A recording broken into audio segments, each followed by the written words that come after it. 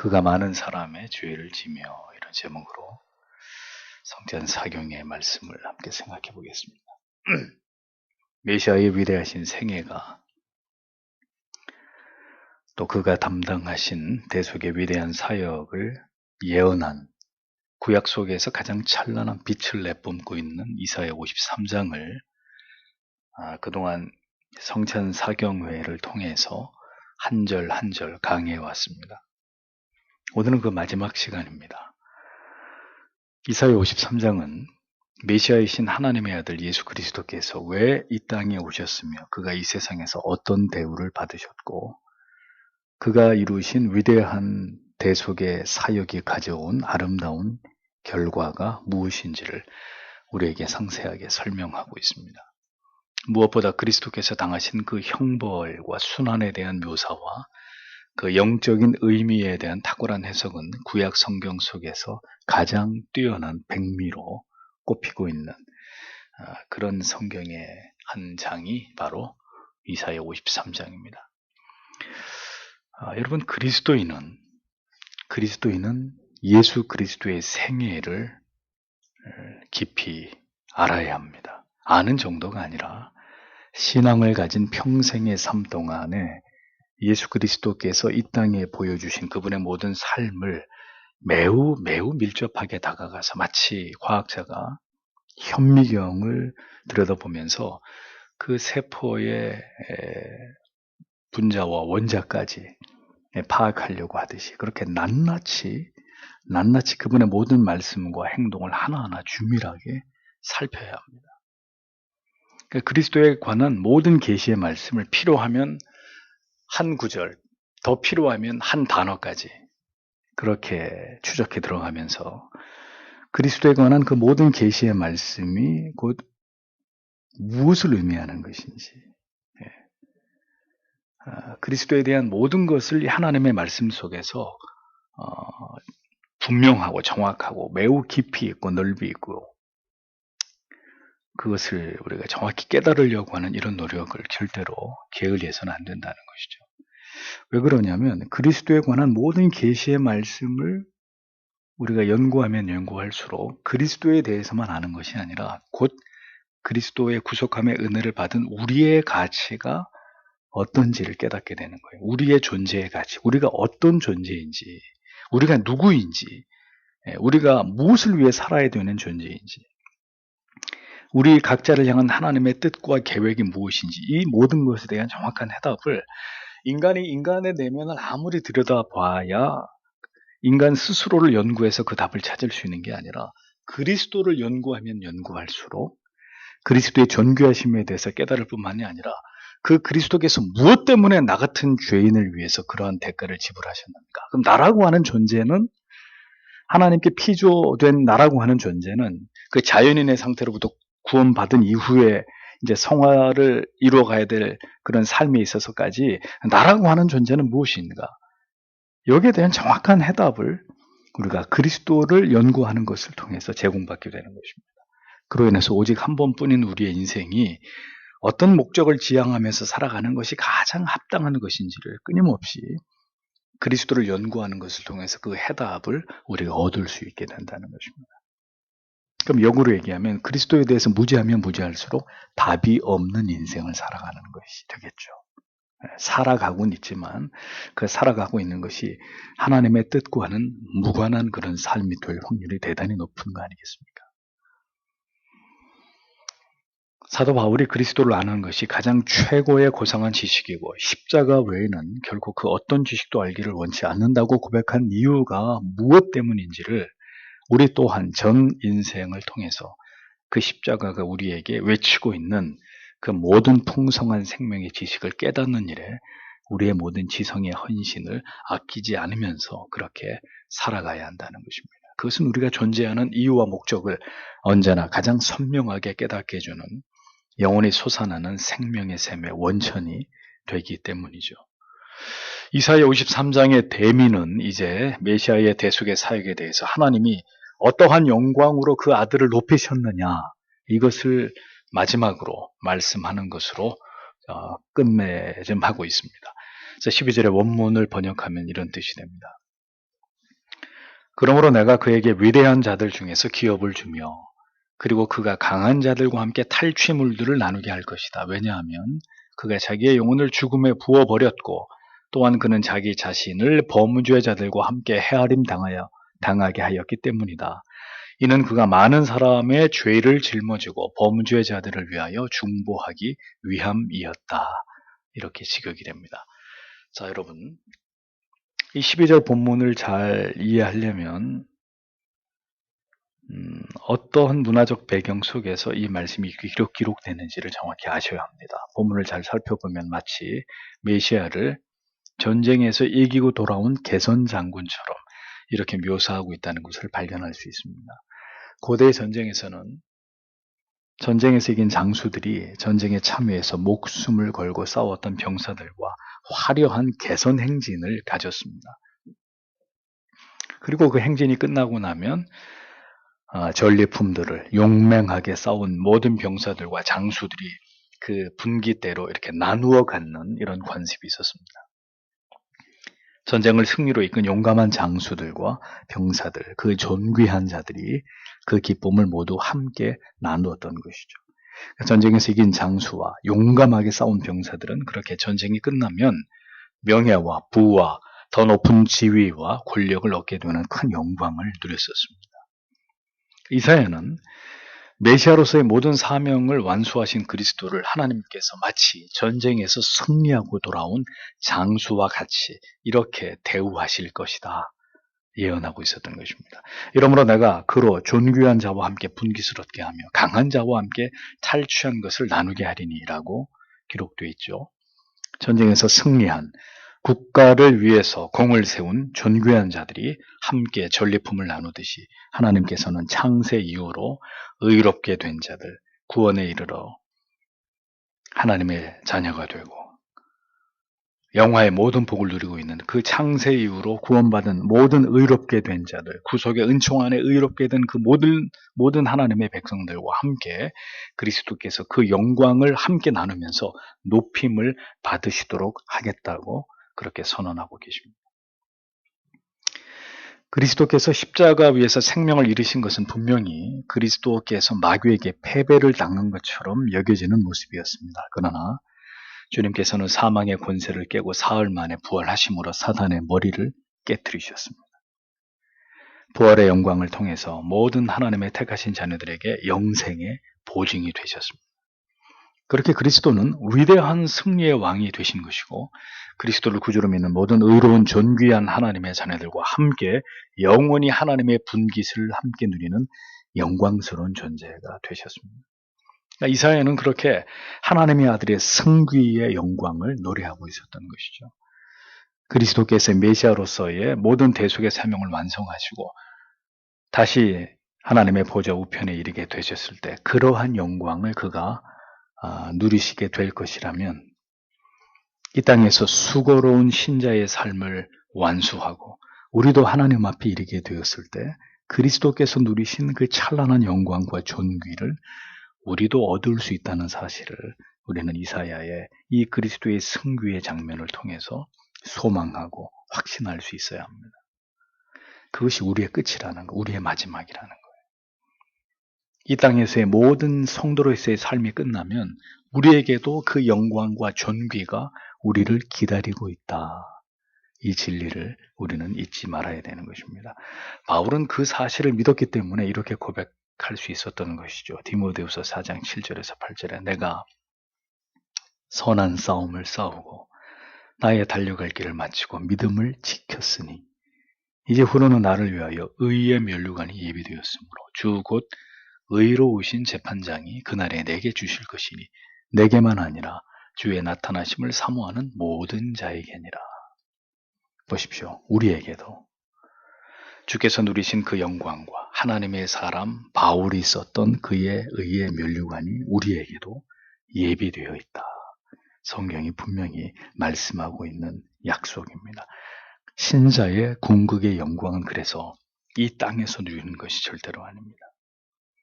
영원한 우리의 돌아갈 본향에서 누리게 되는 찬란히 빛나는 그 영광이 우리가 마침내 얻게 될 최후의 하나님이 우리에게 주신 선물이라는 거죠. 빌립보서 2장 9절에서 11절에 이러므로 하나님이 그를 지극히 높여 모든 이름 위에 뛰어난 이름을 주사 하늘에 있는 자들과 땅에 있는 자들과 땅 아래에 있는 자들로 모두 무릎을 예수의 이름에 꿇게 하시고 모든 입으로 예수 그리스도를 주라 시인하여 하나님 아버지께 영광을 돌리게 하셨느니라. 성경은 이렇게 대속의 사역을 완수하신 그리스도를 하나님이 얼마나 높이시고 영광스럽게 하셨는지를 분명하게 기록하고 있습니다.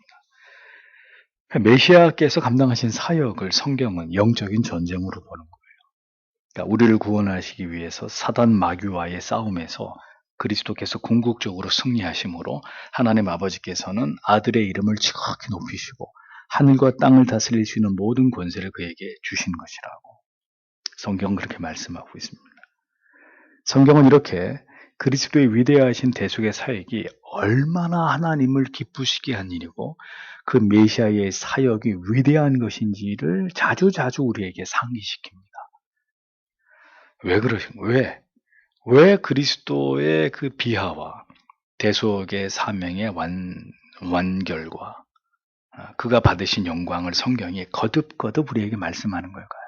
물론 하나님의 아들이 이 모든 하나님의 뜻을 이루심으로 그렇게 높임을 받으셨다. 이것을 말씀하려고 하는 것이기도 하지만 그것은 어떻게 보면 당연한 것입니다.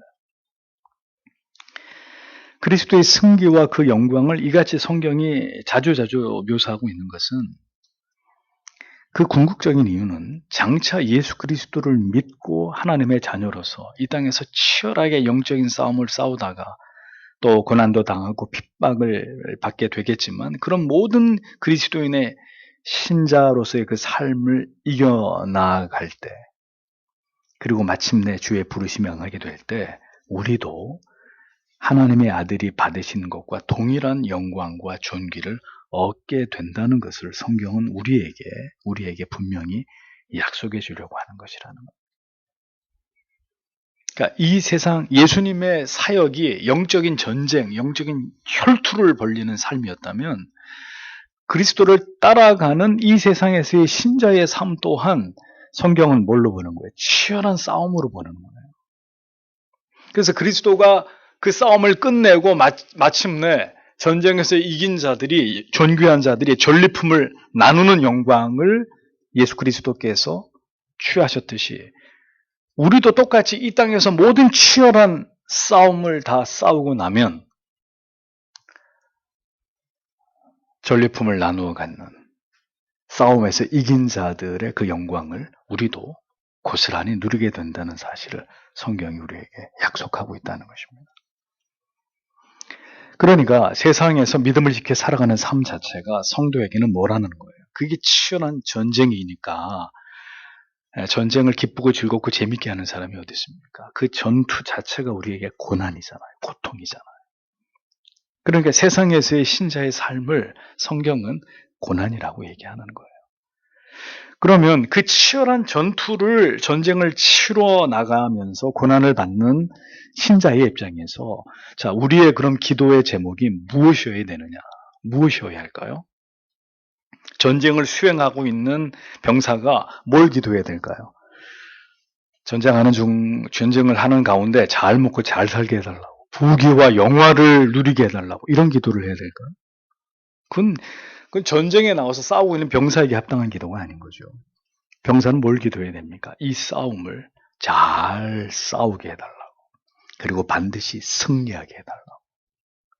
이 싸움에서 결코 패배하지 않고 우리의 대장 되신 그리스도를 의지하고 바라보면서 이 치열한 싸움을 잘 싸우고 기필코 승리하게 해달라는, 그게 전쟁에 임한 병사의 간절한 기도이어야 하듯이 신자의 기도 또한 그런 기도가 주께 올려드려져야 될 합당한 기도의 제목이라는 것입니다.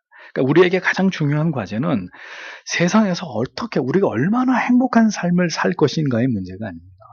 그 문제가 중요하지 않다는 게 아니라 그게 궁극의 문제는 아니라는 거예요. 신자에게는 결국 우리도 그리스도처럼, 그리스도가 이 세상을 이기신, 마귀의 권세를 이기신 것처럼 우리도 그리스도처럼 어떻게 이 세상을 이길 것이냐, 어떻게 죄와 싸우고 우리가 받아야 될 모든 불이익과 핍박과 고통을 주를 의지함으로 담대하게 이겨나갈 것이냐.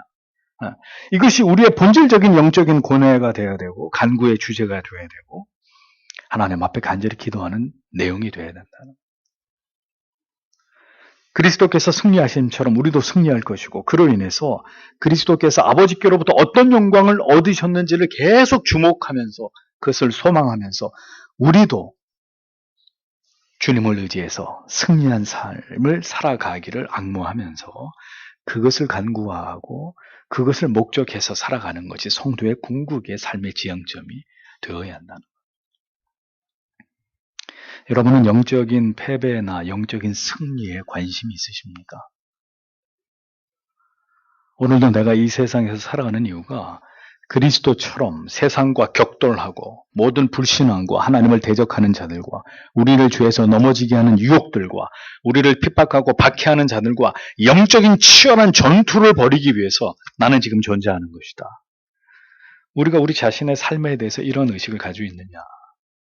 우리에게 질문할 필요가 있다는 겁니다. 우리의 신분이 무엇입니까? 우리의 신분. 우리는 성경이 얘기합니다. 그리스도의 제자다. 또 너희는 그리스도의 좋은 군사다. 솔저, 군사다. 군사. 우리에게 세상의 시간은 이 세상에서 우리에게 주어진 시간은 어떤 시간입니까? 우리가 제자이기 때문에 부지런히 진리를 배워야 되는 시간인 거죠. 또 우리는 그리스도의 군사이기 때문에 좋은 군사, 농땡이 부리는 군사가 아니라 훈련 시간에 저 밖에 도망가가지고 나무 밑에서 놀고 있는 그런 날라리 같은 병사가 아니라 우리는 그리스도의 좋은 성실한 군사이기 때문에 열심히 우리는 훈련하고 전쟁에 나가서는 물러서무 없이 치열하게 싸우는, 그러니까 인생의 우리의 모든 시간들이 배우는 시간이고 싸우는 시간이라는 거죠. 그래야 그 싸움이 끝나고 합당한 보상과 상급과 영광이 주어지는 시간이 우리에게 찾아올 거 아닙니까? 이 세상이 끝나는 날, 이 세상에서 우리가 떠나는 날. 그러면 성도는 그 날에 이르기까지 부지런히 진리를 깨닫고 영적인 싸움을 싸워 나가야 된다는 겁니다. 그리스도께서 아버지께로부터 받으신 그 궁극의 영광을 바라보면서 우리에게도 그와 같은 영광이 있다는 것을 믿고 소망하면서 오늘도 치열하게 세상과 친구를 먹는 사람들이 아니라 세상과 그리스도의 대적들과 영적인 싸움을 싸워 나가는 사람들이 그리스도인이라는 거죠. 여러분, 치열하게 싸우지 않은 장수와 병사에게 주어지는 영광이 있습니까? 그런 것은 존재하지 않잖아요. 그러니까 우리의 삶이 무엇을 지향하고 무엇을 각오한 것이 되어야 되는지를 성도는 잊지 않아야 되는 것입니다. 그리고 그 모든 것을 감당할 수 있는 것은 우리에게 어떤 소망이 있기 때문인지를 우리가 우리의 삶에서 그것을 확증해 나가야 되는 거죠. 주님께서는 먼저 이 땅에서 치열한 삶을 살아가셨기 때문에 이 땅에서 그리스도인, 성도, 신자라는 이름으로 살아가는 삶의 내용이 어떠할지를 그분이 아실까요? 모르실까요? 알고 계신단 말입니다. 그러므로 오늘도 그리스도 앞으로 나아가서 우리에게 우리의 삶을 지탱할 힘과 지혜와 용기와 능력을 구할 때 어찌 우리의 구주께서 우리의 기도에 외면하시겠습니까? 그분이 이 땅에서 치열한 싸움을 싸우고 승리하신 분으로서 이 땅에서 그리스도의 뒤를 밟아가면서 우리도 그 치열한 싸움을 싸우고 있다는 것을 주님이 모르시지 않는데 우리가 주께 이 싸움에서 이길 하늘의 병기고를 열고 우리에게 무기를 달라고 하시면 어찌 주님이 그것을 거절하시겠냔 말이죠. 그런 주님이 아니라는 겁니다. 어찌 우리가 짊어져야 될 모든 삶의 무게를, 치열한 영적 싸움의 그 대가를 주님이 모르신다고 하시겠느냐는 거죠. 오늘도 주를 바라보면서 도움을 구하는 자들에게 그 피와 살을 먹음으로 다시 힘을 얻고자 하는 자들에게 아낌없이 은혜를 베푸시고 그 모든 것을 감당할 힘을 허락하시는 분이 우리의 구주이시다라는 사실을 우리는 잊지 말아야 합니다. 그리스도를 바라보고 의지할 때 오늘의 모든 싸움을 능히 감당할 수 있는 하늘의 자원을 우리가 얻을 수 있다는 것입니다. 하나님께서 아들에게 이 같은 영광을 허락하신 이유를 이어서 또 성경이 이렇게 설명합니다. 이는 그가 자기 영혼을 버려 사망 이르게 하며 범죄자 중 하나로 헤아림을 입었음이라. 하나님께서 왜 그 아들을 존귀한 자와 강한 자들과 함께 분깃을 나누고 탈취물을 나누는 개선 장군과 같은 그런 큰 영광을 허락하셨느냐? 성경은 그 이유를 또 이렇게 얘기합니다. 그리스도의 승귀의 이유는 그리스도의 비하 때문이다 라는 거죠. 예수께서 자기 영혼을 버리셨습니다. 사망에 이르게 했다고 기록하고 있습니다. 주께서는 스스로 기꺼이 자원하셔서 인간의 몸으로 이 세상에 오셨고 그리고 자기의 생명을 십자가 위에서 버리셨습니다. 여러분, 자기 생명을 빼앗기신 게 아니에요. 예수님이 스스로 자기를 버리신 겁니다. 예수님께서는 12영이나 더 되는 천군 천사를 불러서 자기를 충분히 호위하실 수 있었던 분이십니다. 그러한 하나님의 아들께서 자기 스스로 자기 생명을 버리신 거예요. 희생하신 거예요. 생명을 빼앗긴 게 아니라. 그 이유는 단 하나. 나를 살리시기 위함이셨다는 거죠. 나를 위해서 그분께서 생명을 버리셨다는 것입니다. 여러분, 이것이 작은 사랑입니까? 누구를 위해서 우리는 무엇을 얼만큼 희생할 수 있나요? 무엇이 사랑입니까? 자신의 가장 귀한 것을 내어주는 것입니다. 이 세상에서 누가 나를 위해서 그렇게 할 수 있을까요? 그분은 또 스스로 범죄자처럼 취급을 받으셨습니다. 아무 잘못도 하지 않으신 그분이 온갖 수치스러운 죄인들에게 해당되는 죄과를 뒤집어 쓰셔야 했습니다.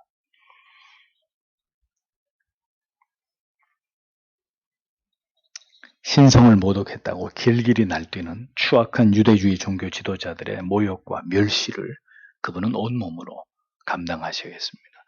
침을 뱉고 주먹으로 치고 손바닥으로 때리는 그 모든 고통을 그분이 몸소 당하셔야 했습니다. 누가 우리에게 지금 뺨을 친다든지 내 얼굴에 침을 뱉는다든지 어떤 조롱과 멸시와 폭력을 가한다고 가정했을 때 여러분, 우리는 어느 정도까지 참을 수 있을까요? 그러니까 여러분, 그리스도의 생애를 보십시오. 그분이 걸어가신 길을 보십시오. 그러니까 신자가 걸어가는 길은 무엇이 뒤따르는 길인가? 칭찬과 찬사와 인기와 명예와 영광과 꽃가루가 뿌려지는 길인가? 그리스도는 우리를 위해서 자기 생명을 버리셨습니다. 중한 범죄자처럼 취급을 당하심을 개의치 않으셨습니다. 원대한 아버지의 뜻을 생각하셨고 우리를 향한 그 멈출 수 없는 사랑이 기꺼이 주님으로 하여금 그 길을 가게 하시는 것입니다. 그 모든 것을 기꺼이 감당하게 하신 것입니다. 사랑은 함께 영광을 누리는 게 아닙니다. 사랑은 그 사랑하는 대상 때문에 모든 추악한 것을 내가 감당하는 것입니다. 우리의 삶이 그리스도 앞에서 우리 자신을 부끄럽게 할 때가 얼마나 많은지를 생각해 보십시오. 우리가 얼마나 이기적입니까? 우리가 이기적인 이유는 우리 자신을 사랑하기 때문입니다. 작은 문제들 때문에도 화를 참지 못하고 자존심을 상해하고 우리의 마음이 순식간에 돌처럼 굳어버리는 미움과 분노로 경직돼버리는 우리 자신을 들여다보십시오. 죄인처럼 멸시를 받고 죄가 하나도 없음에도 불구하고 죄인처럼 멸시를 받고 결국은 생명을 잃어버리는 일이 철저하게 다른 사람을 위한 이유 때문이라면 그 일이 우리에게 얼마나 실현 불가능한 일인지를 깊이 생각해 보면서 그리스도께서는 얼마나 크신 사랑으로 우리를 위해서, 나를 위해서 그 모든 것을 감당하셨는지를 우리는 가슴으로 느껴보아야 한다는 거죠. 사랑은 추상적인 것이 아닙니다. 그렇게 나를 버리는 것이, 그 사랑하는 대상을 위해서 나를 지키는 게 아니라, 나를 위하는 게 아니라 나를 버리는 것입니다. 우리가 누군가를 사랑한다면 그 사람과 좋은 날만을 지나가는 게 아니라 그 사람과 최악의 날도 지나가는 거예요. 그 사람을 위해서 최악의 결정을 내가 내 자신에게 내리는 것입니다. 그래서 주님께서 말씀하셨습니다. 친구를 위해서 목숨을 버리면 이보다 귀한 것이, 이보다 큰 것이 없다고 주께서 말씀하셨습니다. 친구라고 여기시면서 우리를 죄인이 아닌 당신의 벗이라고 여기시면서 주께서는 그렇게 자기를 버리시고 우리를 위해서 그 모진 고통을 기꺼이 자원하셔서 감당하셨다는 거죠. 그리스도의 그 모든 극도의 자기 비하가 지극히 높아지신 승귀의 이유라면 여기에 누가 이의를 달겠습니까? 성도 여러분, 그리스도인으로서 이 세상을 살아가는 가운데 신자는 많은 억울한 일들을 당할 수 있습니다. 가치관이 다르고 영이 다른 세상 사람들과 함께 하나님의 뜻을 이루어가면서 그들과 구별된 삶을 살아가는 일은 분명 성도에게 쉬운 일이 아닐 것입니다. 우리가 복음을 위해서 하나님의 영광을 위해서 쉬운 선택을 하지 않고 편안한 길을 가지 않을 때 여러분, 우리는 이 세상에서 살아가는 일들이 지금보다 더 어려워질 수도 있고 더 많은 역경을 겪게 될 수도 있을 것입니다. 사람들의 오해를 받게 되고 심지어 급기야는 멸시와 조롱과 무시를 당하게 되는 일들도 만나게 될 것입니다. 그러나 우리가 기억해야 될 것은 우리가 받을 영광이 바로 여기에 있다는 것입니다. 우리가 그렇게 세상 사람들에게 멸시를 당할수록, 우리가 불이익을 당할수록, 억울한 일을 겪게 될수록 우리는 하나님 앞에 섰을 때 하나님께 받게 될 분명한 분깃과 상이 우리를 위해서 준비되고 있다는 거죠. 우리가 드러나고 우리가 높아지는 것에 영광이 있는 것이 아니라 복음 때문에 하나님께서 기뻐하시는 뜻 때문에 그 계명과 율법 때문에, 율례 때문에 내 가정과 공동체 안에서 그것을 이루는 일에 내 자신이 하나님 앞에 헌신하기 위해서 나를 낮은 곳에다 두고 언제나 나를 희생시키고 다른 사람을 섬기는 자리에 나를 세워두고 나를 죽이는 그 모든 삶에 뭐가 있다는 겁니까? 거기에 영광이 있다는 거예요. 영광은 나를 끌어올려서 높은 자리에 올려놓고 받는 것이 아니라 그 반대로 그리스도가 걸어가신 그 길을 지향하고 그 자리에 내가 설 때 그것이 그리스도께서 받으신 영광처럼 우리가 그리스도 앞에 서게 될 때 너는 철저히 나를 본받은, 나를 빼다박은 그런 삶을 살아왔구나. 주께서 얼마나 기뻐하시며 우리의 머리에 영광의 멸관을 씌워주시겠습니까? 그리스도를 닮아가는 길은 모든 사람들이 환호하고 기뻐하고 박수를 쳐주는, 격려해주는 길이 아닙니다. 우리를 도무지 이해하지 못하는 사람들과 대면하게 되고 우리들에게 등을 돌리는 사람들을 만나게 되고 욕을 하고 핍박을 가하는 사람들을 상대해야 되는 길입니다. 그리스도인으로서 살아가면서 우리가 경험하게 되는 모든 일들은 그러므로 우리가 이것을 어떻게 해석하고 받아들일 것인가의 문제가 굉장히 중요하다는 겁니다. 우리가 성화의 삶을 살아가는 가운데 이 문제가 굉장히 중요합니다. 우리가 성화의 삶을 살면서 우리가 열심히 주님을 믿으면 너무너무 행복하고 모든 게 잘 되고 모든 게 기쁜 일들만 가득할 거야. 이렇게 생각한다면 뭔가 우리가 착각하고 있는 거죠. 성화의 삶을 살아가는 가운데 많은 경우에 희생하고 포기하고 내려놓고 어려움을 당하고 사람들에게 고통을 당하는. 그런데 그 모든 걸 결국은 어떻게 해석하고 어떻게 판단하고 어떻게 받아들이느냐. 성화를 이루어갈 때 이것이 우리에게 굉장히 중요한 문제가 된다는 거죠. 그리스도의 삶에 대한 이해와 십자가의 의미에 대한 깨달음이 깊어질수록 우리는 실제적인 그리스도인의 삶으로 변모될 수 있는 것이고 그러한 삶에서 마침내 복음의 의미와 그 영광을 충만하게 경험하게 되는 일들이 일어나게 되는 것입니다. 십자가에서 그리스도께서 당하신 우리를 위한 그 모든 순환과 죽으심의 의미를 올바로 이해할수록 신자는 우리가 받은 구속의 은혜와 기쁨과 감격이 피상적인 것이 아니라 매우 실제적이고 우리의 가슴과 영혼으로 경험되는 이런 은총을 우리가 누릴 수가 있다는 것입니다. 십자가 위에서 그리스도께서 자기를 버리셔야만 했던 그 이유를 우리가 생생하게 깨닫고 경험하지 못한다면 우리의 삶의 내용과 방향은 절대로 그리스도의 그 뒤를 쫓아갈 수 없습니다. 그리스도가 걸어가신 삶의 가치를 알고 우리도 왜 그 길을 쫓아가야만 되는지를 우리의 온 몸으로 삶으로 보여줄 때 그리스도께서 받으신 동일한 영광이 우리의 것이 되는 거예요. 그러니까 그리스도는 그렇게 살았는데 우리는 그 반대 방향으로 간다. 거기에 무슨 영광이 있어요? 거기에 무슨 상이 있어요? 그리스도의 삶에 대한 생생한 깨달음과 통찰이 우리 영혼을 지배하지 못할 때 우리는 결국 그리스도를 지식으로만 알아서 그리스도가 얻으신 그 영광에는 절대로 도달할 수 없는 그런 자들이 될 수밖에 없는 것입니다. 많은 그리스도인들이 십자가를 알아도 그 십자가를 통한 감동 없는 신앙생활을 하고 있는 이유는 십자가와 결연히 연결된 영혼의 상태들이 아니기 때문입니다. 십자가와 단절되어 있는 메마르고 척박한 삶을 살아갈 때 우리에게는 어떤 감격도 어떤 기쁨도 어떤 소망도 존재하지 않는 메마른 종교적인 형식에 얽매인 그런 삶이 지속될 뿐이는 거예요. 나 같은 죄인을 살리시기 위해서 주께서 걸어가신 그 순환과 자기를 버리신 고통의 길에 대한 그 생애에 대한 깊은 이해와 발견이 반드시 우리의 마음에서 일어날 때 십자가에서 비롯된 그 참된 영생의 소망과 기쁨이 우리의 것이 될 수 있는 것입니다.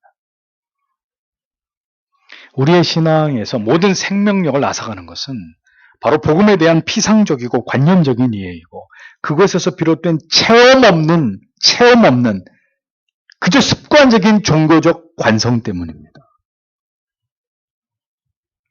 진리 안에서 오직 성령의 도우심으로 복음을 깊이 경험하지 못한다면 우리는 이 지리멸렬한 생명 없는 신앙에서 벗어나지 못하게 됩니다.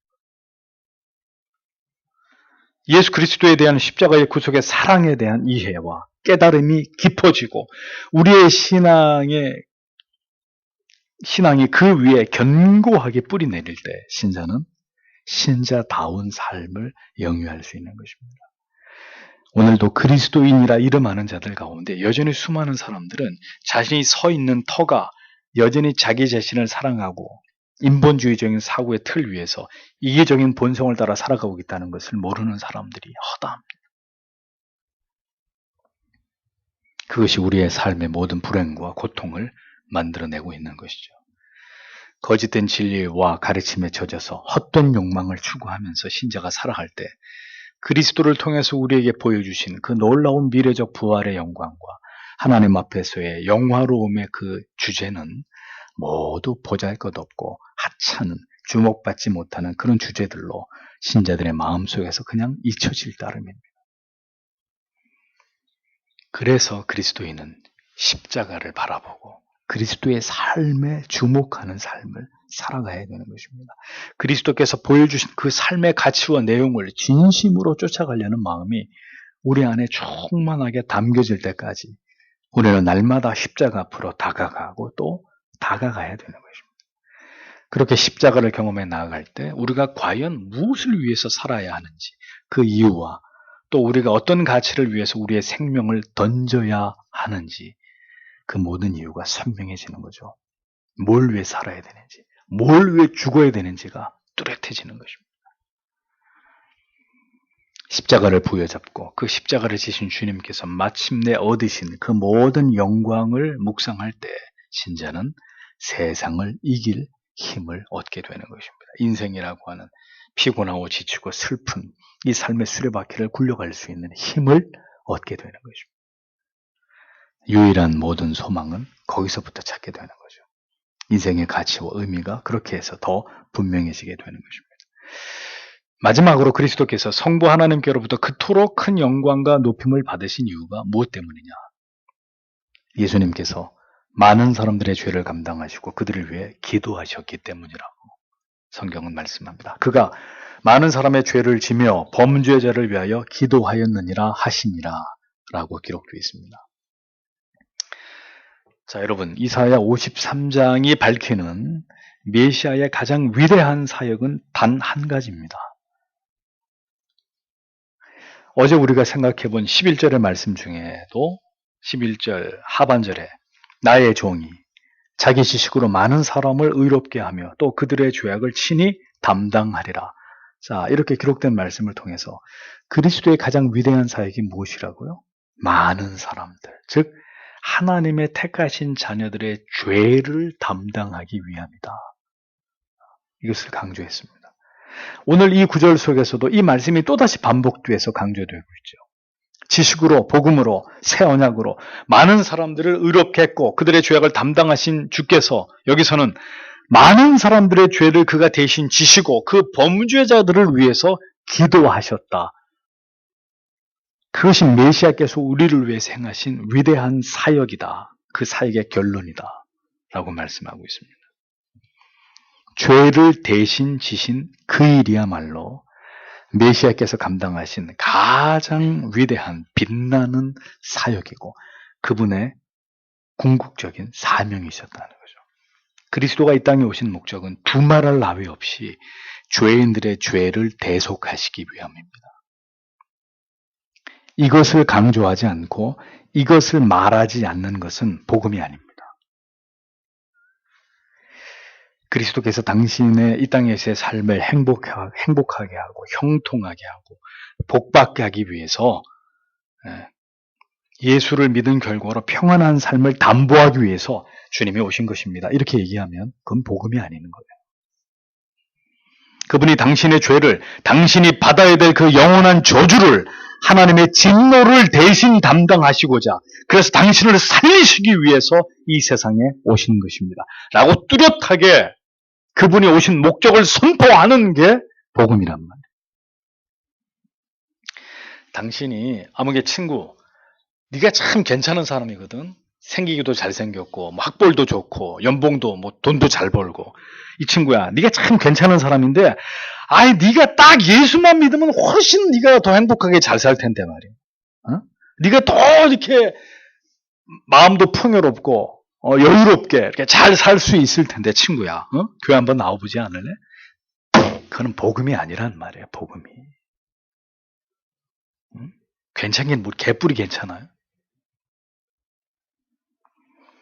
당신은 영원한 지옥의 불못에서 끝없는 고통을 당해야 될 자인데 주께서 당신을 대신하셔서 그 모든 죄의 형벌을 받으셨다고 당신의 죄를 당신에게 임한 그 영원한 저주를 그분께서 당신을 위해서 그 대가를 지불하셨다고.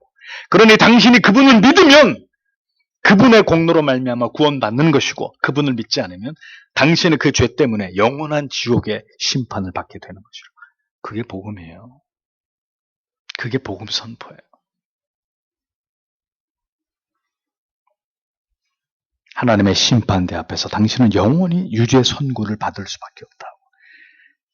지옥에 던져줄 수밖에 없는 그런 인생이었지만 그리스도께서 당신에게 무죄를 선언케 하시기 위해서 당신의 모든 죄의 대가를 그분이 다 지불하셨다고. 여러분 성경이 이것을 우리에게 분명하게 말씀하고 있잖아요. 선명하게 그것을 복음이라고 말씀하고 있잖아요. 우리도 거기에 가감하지 말고 죄인들에게 그대로 얘기해요. 주께서 당신의 죄를 위해서 오셨습니다. 당신은 죄인입니다. 타락하고 부패한 쓰레기 같은 죄인입니다.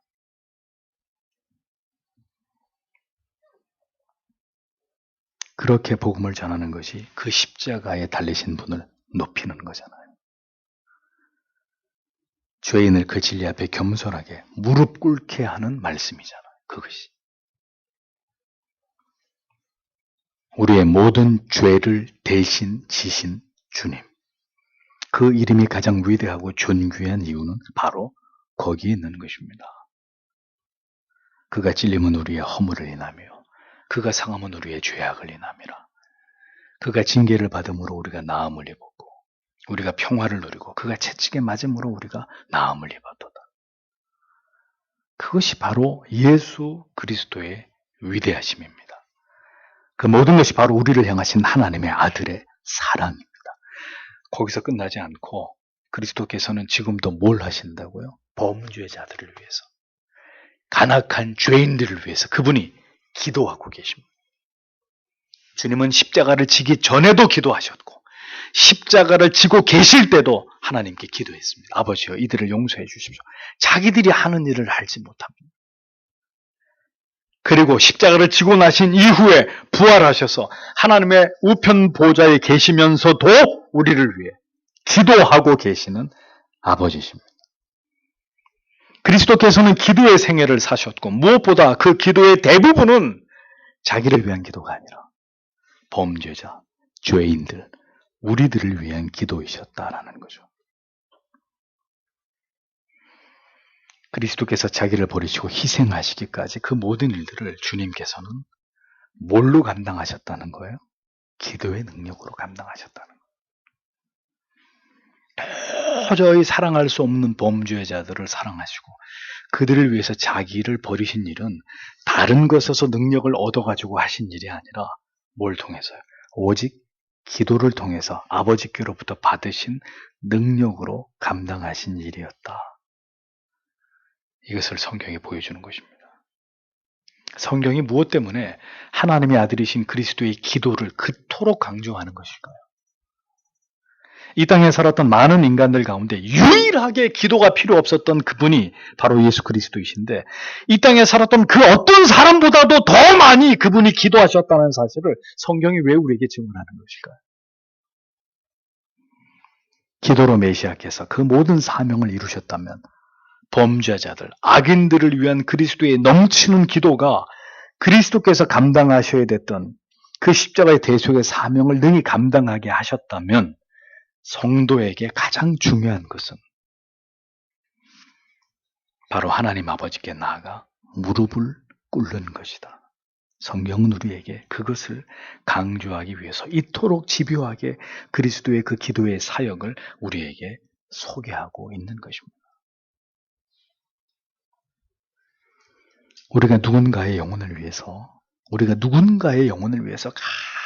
간절히 기도하는 것은 여러분이 그리스도를 본받는 가장 가치 있고 아름다운 행위라는 것을 기억하십시오. 왜? 그분도 우리를 위해서 기도하셨고 지금도 기도하고 계시기 때문에 우리 같은 범죄자를 위해서, 죄인을 위해서, 악인을 위해서, 연약한 자를 위해서 모든 것을 십자가 위에서 다 이루신 그분의 생애의 그 힘은 오직 기도에 있었다는 사실을 마태, 마가, 누가, 요한, 사복음 전체는 우리에게 증언하고 있습니다. 인성을 가지신 그분이 그 인성의 연약함을 뛰어넘어서 메시아의 사명과 아버지의 모든 뜻을 완벽하게 성취하시면서 십자가의 모든 고통을 견디시고 죽으심으로 그 사명을 이룰 수 있었던 것은 모두 그리스도의 기도 때문이었다. 성경은 이것을 우리에게 분명하게 큰 소리로 우리의 귀에 외치고 있습니다. 마지막 흐르는 땀이 핏방울이 되기까지 기도하셨던 주님의 모습은 우리가 아버지의 뜻을 이루기 위해서 얼마나 간절히 기도해야 되는지를 몸소 보여주신 산 증거입니다. 따라서 땀이 핏방울은 고사하고 땀이 날 정도로 기도를 하지 않았다면 우리는 기도를 했다고 어디 가서도 얘기하면 안 되는 거죠. 하나님의 뜻을 이루는 그 기도가 흐르는 땀방울이 핏방울이 되기까지 애를 쓰신 기도였다면 하나님의 뜻을 우리 가정에서, 주님의 교회에서 이 나라와 이 민족 가운데 이루기 위한 우리의 기도는 어느 정도의 기도여야 할까요?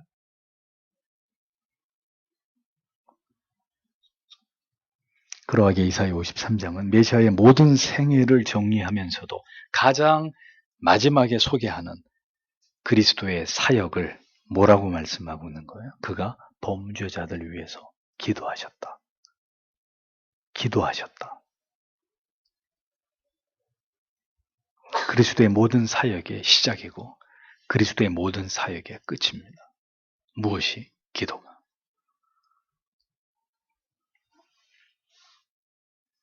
주님은 공생애를 기도로 시작하셨습니다. 40일을 줄이시고 광야에 나가서 기도하시다가 사탄의 시험을 받는 것으로 그 사역을 시작하셨고 십자가 위에서 마지막 기도로 그 모든 공생의 사역을 끝마치셨습니다. 기도가 모든 것을 다한 생애였다. 기도가 모든 것을 다한 인생 생애였다. 많은 사람들이 그리스도를 구주로 믿으나 그리스도를 통한 깊은 감화와 감동과 주로 말미암은 기쁨이 부재한 삶을 살아갑니다. 그것은 그리스도의 생애를 아는 지식에 일천하기 때문이고 십자가에 대속하신 그 은혜와 사랑을 이해하는 깊이가 심히 얕기 때문입니다. 그 결과 그리스도인들이 예수를 믿는 이유와 이 땅에서 교회를 다니는 이유는 하나같이 더 나은 삶을 위한 주제에서 벗어나지 못합니다. 제 그리스도께서 이 땅에 오신 그 궁극의 이유와 목적과 너무나 동떨어진 삶을 그래서 대부분의 그리스도인들이 이 세상에서 그렇게 살아가고 있는 것입니다. 오늘도 많은 그리스도인들은, 여러분들은 아니시지만 오늘도 많은 그리스도인들은 예수 안에서 영생과 번영과 무병장수와 만사형통을 꿈꿉니다. 행복한 가정, 자녀의 축복, 사업의 번창을 소원합니다. 그러나 그것을 목적으로 삼는 참된 그리스도인의 삶은 성경 어디에서도 말씀하고 있지 않습니다. 참된 신자의 삶은 그래서 누구나 걸어갈 수 있는 길이 아니에요. 그러하기에 그 길에 수많은 어려움과 난관이 있다는 것을 철로역정은 존 버년의 철로역정 우리에게 분명하게 보여줍니다.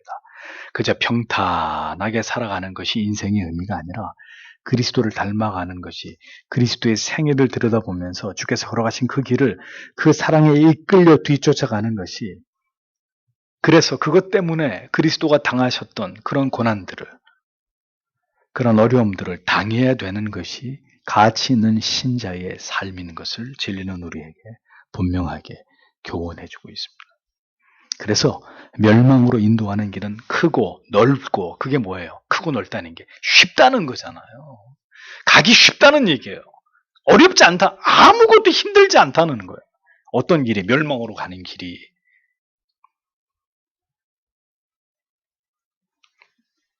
그런데 생명으로 인도하는 길은 어떻게 해요? 좁고 협착해. 찾는 이가 적다고. 그게 무슨 뜻입니까? 힘들다는 거잖아요. 힘들다는 거예요. 힘들고 지치고 외롭고 피곤하고 고달프다는 거잖아요. 진리의 의미를 알고 보험의 가치를 알고 그리스도의 생애와 그분이 지신 십자가의 대속하신 사랑과 그 고결한 희생의 의미를, 그 삶에서 보여주신 모든 고결함의 가치를 아는 자들만이 단언하건대 그 좁은 길을 가는 것입니다.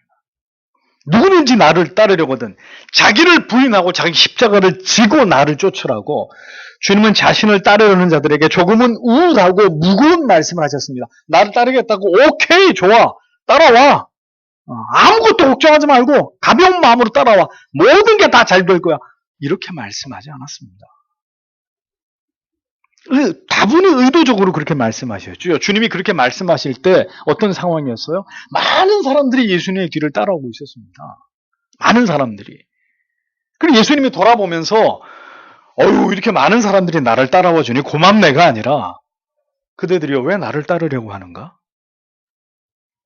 자, 이쯤에서 발걸음을 멈추고 지금부터 내가 하는 얘기를 듣고 계속 따라올지 그렇지 않을지를 결정하라고. 그리고 주님이 하신 말씀이 나를 따르려거든 자기를 부인하고 자기 십자가를 지고 나를 쫓아라. 그러니까 그 말을 듣고 사람들이 그러면 이 길이 아니지.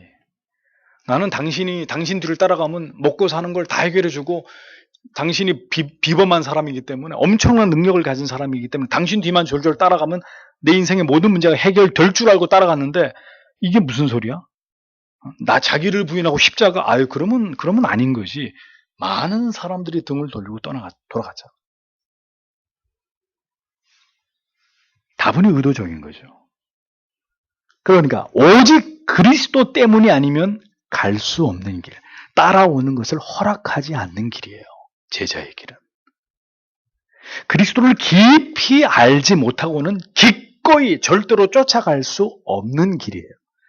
믿음의 길은, 신자의 길은. 우리의 삶이 무엇을 지향할 때 가장 가치 있는 삶이 되는 것인가? 누구를 진심으로 닮고자 할 때 우리의 삶이 가장 아름다워질 수 있는 것인가? 그리스도께서 메시아로 어떤 삶을, 어떤 길을 걸어가셨는지, 그 길이, 그 삶이 우리가 가고자 하고 살아내고자 하는 삶과 어떻게 다른지 혹은 어떻게 같은지, 그것을 아는 것, 그것을 들여다보는 것, 그것을 알도록 우리 자신을 언제나 정직하게 들여다보게 하는 거울이 이사야 53장입니다. 그리스도의 삶은 철저하게 자신을 위한 삶이 아니었습니다. 하나님의 뜻을 이루고 죄인들을 사랑하고 그들의 죄를 위해 십자가를 지고 그들을 위해서 줄곧 기도하시는 자기를 희생하지 않고는 갈 수 없는, 그게 그리스도가 걸어가신 길이었습니다. 그러한 그분의 생애이셨기에 그분이 죽고 부활하셨을 때 하나님께서는 아버지의 뜻에 순종한 그 아들을 하늘과 땅에서 가장 높은 이름으로 그를 높이시고 최고의 영광을 아들에게 부여해 주셨습니다. 신자도 그리스도를 바라보고 닮아가는 바로 그와 같은 삶을 살아가야 합니다. 우리를 지으신 하나님께서 우리에게 바라시는 바가 뭘까요? 무한한 능력을 가지신 하나님께서 우리에게 원하시는 게 뭘까요? 예? 무엇을 바치고 뭘 지어드리고 우리가 뭘 하느냐가 문제일까요? 하나님께? 아닙니다. 하나님 우리에게 원하시는 것 한 가지. 그 하나님을 아는 것입니다. 그 아들을 믿는 것입니다. 그 하나님의 뜻을, 그분의 영광을 위해서 오늘도 좁은 길을, 진리를 따라 신자의 삶을, 그 길을 걸어가는 것입니다. 세상 사람들은 보이는 세상의 끝이라 여기고 황금을 숭배하며 살아도 우리는 그것을 비웃으면서 영원한 나라가 돌아야 한다는 것을 믿고 그 나라에서 우리도 누릴 그 영광을 바라보면서 주님처럼 이 세상에서 모든 고난과 핍박과 박해와 불명예스러운 일, 멸시, 천대를 당해도 사람들이 좀 나를 오해하는 이런 문제들이 생겨도 내 몸에서 그리스도만 존귀케 되어지신다면 능히 주님이 걸어가신 그 길을 가고자 하는 그 믿음으로 살아가는 것, 그 소망을 품고 인생을 지나가는 것, 하나님께서 바로 그것을 우리에게 원하시지 않겠습니까? 그러면 나머지는 다 하나님이 그것은 내가 감당하마, 그것은 내가 책임지마.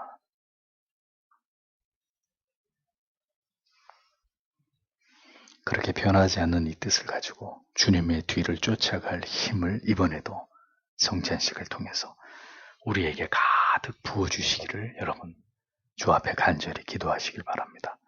그리스도를 깊이 알면 그리스도의 비하와 승귀를 깊이 들여다보면 우리도 주님을 따라갈 힘을 얻을 수 있습니다. 그 사랑을 알고 경험하면 우리도 하나님을 기쁘시게 하는 변치 않은 소원을 가지고 우리의 인생을 살아갈 수 있습니다. 오직 하나님께 영광을 돌리기 위해서 그렇게 살아가도록 주께서 우리 모두에게 은혜를 베풀어 주시기를 간절히 기도하시는 우리가 되어야 될 줄 믿습니다. 기도하고 돌아가시길 바랍니다.